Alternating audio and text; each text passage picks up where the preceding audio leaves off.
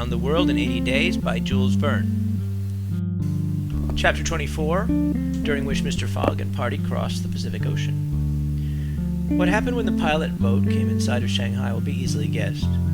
The signals made by the Tankadere had been seen by the captain of the Yokohama steamer, who, espying the flag at half-mast, had directed his course toward the little craft.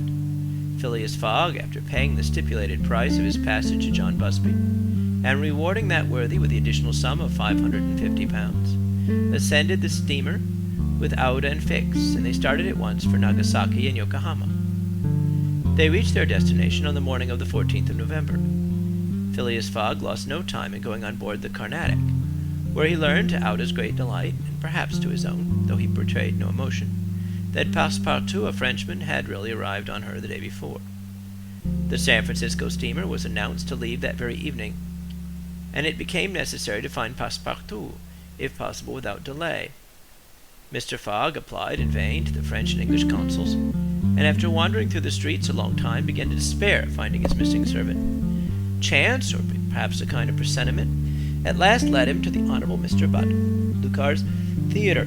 He certainly could not have recognized Passepartout in that eccentric mountebank's costume, but the latter, lying on his back, perceiving his master in the gallery, he could not help starting, which so changed the position of his nose as to bring the pyramid pell-mell upon the stage.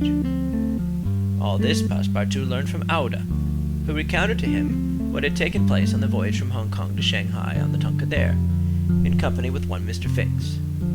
Passepartout did not change countenance on hearing this name. He thought that the time had not yet arrived to divulge to his master what had taken place between the detective and himself, and in the account he gave of his absence, he simply excused himself for having been overtaken by drunkenness in smoking opium at a tavern in Hong Kong.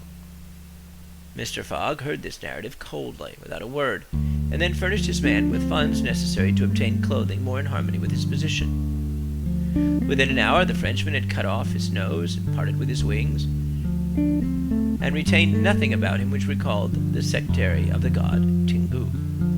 The steamer, which was about to depart from Yokohama to San Francisco, belonged to the Pacific Mail Steamship Company, and was named the General Grant. She was a large paddle-wheel steamer of 2,500 tons, well equipped and very fast. The massive walking beam rose and fell above the deck.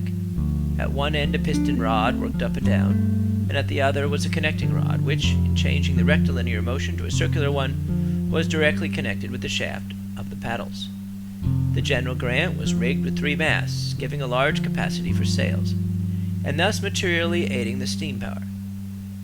By making 12 miles an hour, she would cross the ocean in 21 days.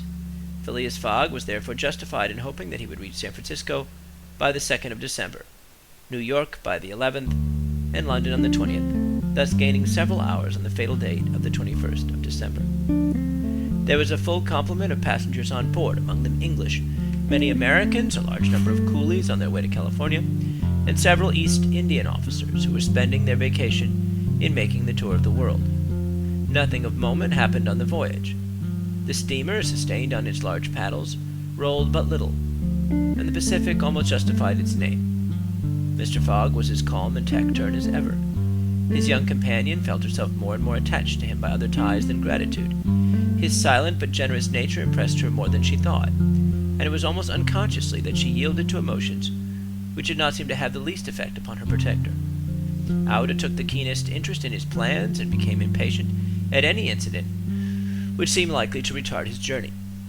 She often chatted with Passepartout, who did not fail to perceive the state of the lady's heart, and, being the most faithful of domestics, he never exhausted his eulogies of Phileas Fogg's honesty, generosity, and devotion. He took pains to calm Aouda's doubts of a successful termination of the journey, telling her that the most difficult part of it had passed, that now they were beyond the fantastic countries of Japan and China, and were fairly on their way to civilized places again. A railway train from San Francisco to New York and a transatlantic steamer from New York to Liverpool would doubtless bring them to the end of this impossible journey round the world within the period agreed to.